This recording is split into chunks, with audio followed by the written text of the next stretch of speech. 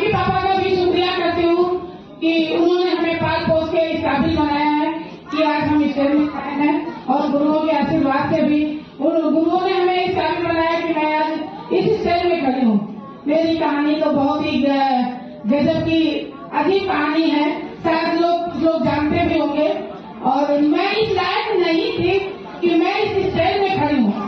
लोग बोलते होंगे पैसे की मेरे पास कोई कमी नहीं थी, पैसा मेरे पास बहुत था। मैं एक इंस्पेक्टर की बेटी थी और वो सोसाइटी में सचिव भी थे, मगर मैं जब से पैदा हुई तब से मैं बीमारियों से जूझती आज यहाँ आई हूँ। और हमारे गुरु मिस्टर नारायण सर और सुजय सर जब हमारे घर गए थे तो वाकई में मैं 4 पाई में रहती की थी और 4 पाई में ही टट्टी पेशाबी वहीं पर मैं करती थी। कोई ऐसा काम नहीं था जो मैं कर पाती। यहाँ तक मेरे हस्बैंड ड्यूटी पे थे, मेरे पैसे की तो नहीं थी करती, मगर मेरे घर वालों ने या मोहल्ले वालों ने मुझे छूना भी नहीं पसंद किया था। उन लोगों ने भी छोड़ दिया था अनाथों की तरह। और मेरे बच्चे, एक 7 साल का था, एक 5 साल का, दोनों ने कम से कम 7 साल, 1-2 साल नहीं, 7 साल दाल चावल करके खाए। किसी के सामने में कहूँ तो शर्म लगती है, मगर हमारे मिस्टर राजू सर का बहुत शुक्रिया है। बहुत मैं विश्वास नहीं दे सकती हूँ कि मैं कैसे इनका शुक्रिया अदा करूँ। ये मेरे घर गए क्योंकि मुझे दवाई पे भरोसा नहीं था, क्योंकि मैं एक फौजी की बीवी हूँ। हॉस्पिटल में दवाई कराते थक गई थी। माइंडली दवाइयों से मुझे बिल्कुल डिस्टर्बेंस था, दवाई के नाम से नफरत थी। मैं दवाइयों का कोई सहारा नहीं लेना चाहती थी, बस एक ही सब था, अब मुझे मौत आ जाए। और सच में उस वक्त मेरे मेरे बच्चे मुझे अकेला छोड़ के गए होते तो मैं आगे का फांसी लगा सकती, मगर इन लोगों ने मेरा साथ नहीं छोड़ा। फिर भी एक ऐसा पल आया था जो उस बीमारियों से भी कठिन था। अगर मैं बताऊं तो फिर शर्म लगती है, क्योंकि मेरे हस्बैंड मेरे मम्मी पापा से भी ज्यादा, इस दुनिया से भी ज्यादा उन्होंने मुझे प्यार किया है और सम्मान दिया है। मगर एक पल ऐसा आया था कि जब वो रिटायरी आए थे, उनको कुछ दिख नहीं रहा था, उनको कुछ सोच नहीं रहा था। उन्होंने भी डिसीजन लिया कि कोई दूसरी शादी कर ले जो मेरे बच्चों को पाल ले और मेरे बीवी की सेवा कर सके। तो एक दिन वो जा रहे थे और मेरे हाथ पैर नहीं चलते थे, तो मैंने उनसे एक ही शब्द बोला था, सर जा तो रहे हो, 1 गिलास पानी पिलाते जाइए।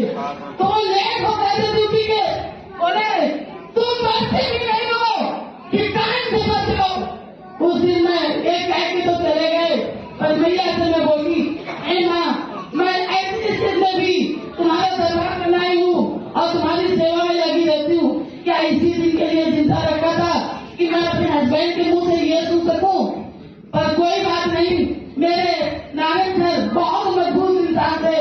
वो मेरे घर जाते गए और एक दिन मैंने तो ऐसा शब्द बोला था कि जिंदगी में मैं उस शब्द को दोबारा बोलना तो नहीं चाहती, मगर आप समझ सकते हो नहीं। मैंने बोला, अगर तुम दोबारा मेरे घर दवाई करके आ गए ना तो तुम्हारी गंजी में ईटा खोल दूंगी, ईटा से। इतना याद रखना, ये मेरे घर मत आना। ये बेचारे इतना डर गए थे कि आए और हम नरेश को अकेले फोन किया, बोले भैया मंदिर के पास से दवाइयाँ ले जाओ, प्रोडक्ट ले जाओ और अपनी बीवी को यूज कराओ, क्योंकि वो पागल हो गई है। सर मेरे कहे आप दवा करके आए, समझ लो सर, जब मेरे हस्बैंड को प्रोडक्ट यूज कराने के लिए बोला ना तो सर विश्वास नहीं था।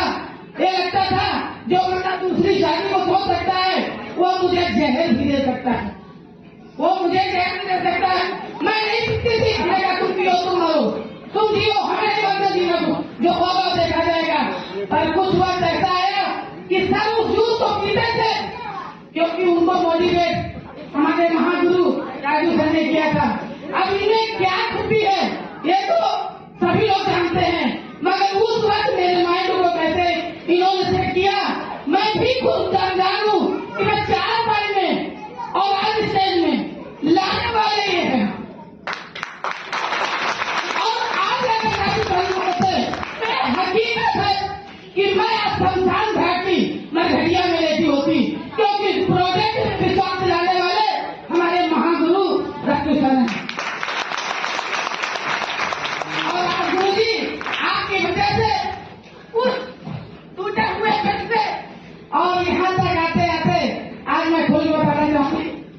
मैं इकलौती बीवी हूँ और बच्चों की इकलौती माँ भी हूँ।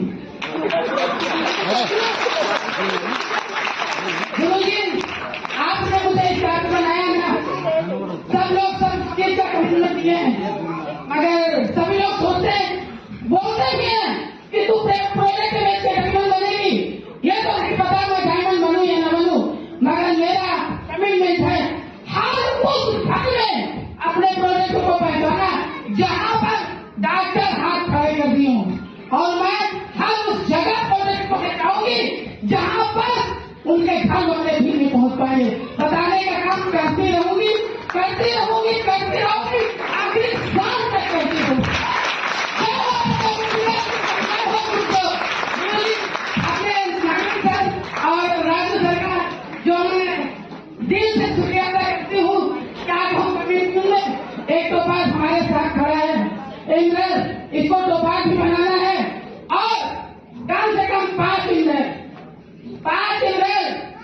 टोपाज इसके बाद प्लेटिनम गोल्ड की तो बाकी नहीं है, बहुत ही आएंगे आप लोग में लेकिन